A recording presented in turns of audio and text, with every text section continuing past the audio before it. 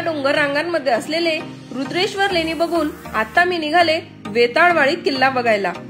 संभाजीनगर जिल्ह्यातील सोयगाव तालुक्यातील हळदा गावापासून हळदा घाटातून 3 किलोमीटरचा प्रवास करून वेताळवाडी किल्ल्याच्या पायथ्याशी पोहोचता येतं। घाटातून किल्ल्याच्या दिशेने जाताना किल्ल्याची भरभक्कम भव्य अशी तटबंदी आपल्याला आकर्षित करते। 2 भले मोठाले बुरुज जणू पर्यटकांच्या स्वागतासाठी सज्ज दिसतात। अजिंठा डोंगर रांगाच्या सर्वात उंच डोंगरावर वेताळवाडी किल्ला, ज्याला वाडी किल्ला सुद्धा म्हणतात, तो अगदी दिमाखात उभा आहे। दूरवरूनच बघताना किल्ल्याची भव्यता लक्षात येते। किल्ले आणि दुर्ग प्रेमींसाठी अंतूर, जंजाळा, त्यानंतर वाडी किल्ला उत्तम आहे। घाटाच्या डाव्या बाजूला एक पायवाट आहे, त्या ठिकाणी गाडी पार्क करून त्या वाटेने वर चढून किल्ल्यावर जाता येते। निसर्ग प्रेमींसाठी हा परिसर म्हणजे मेजवानी आहे।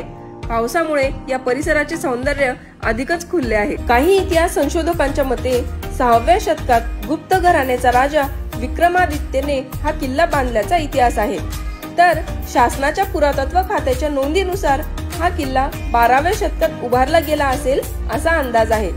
वेताळवाडी किल्ल्याच्या तटबंदीचा काही भाग ढासळला आहे। किल्ल्याच्या डागडुजीचे काम हे शासनाच्या पुरातत्व विभागाकडून सुरू करण्यात आलं आहे। किल्ल्याचा मुख्य दरवाजा आहे जंजाळा दरवाजा, जो जवळपास 20 फूट उंचीचा आहे। किल्ल्याला एकूण 2 दरवाजे आहेत। दरवाजांच्या खांबांवर जवळून बघितल्यावर शिल्प कोरलेली दिसतात।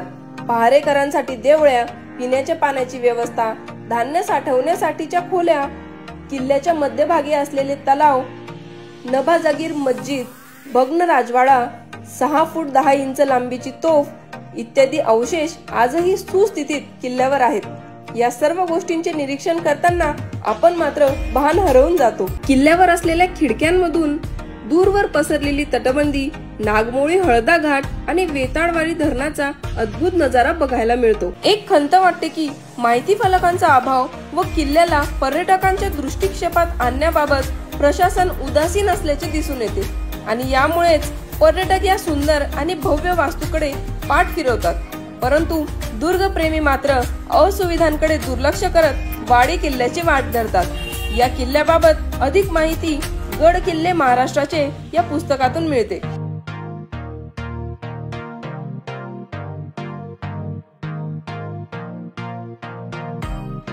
तर मंडळी, कशी वाटली तुम्हाला आपली किल्ल्याची सफर? कमेंट करून नक्की कळवा आणि हो, चॅनलला सबस्क्राईब केलं नसेल तर लगेचच सबस्क्राईब करा।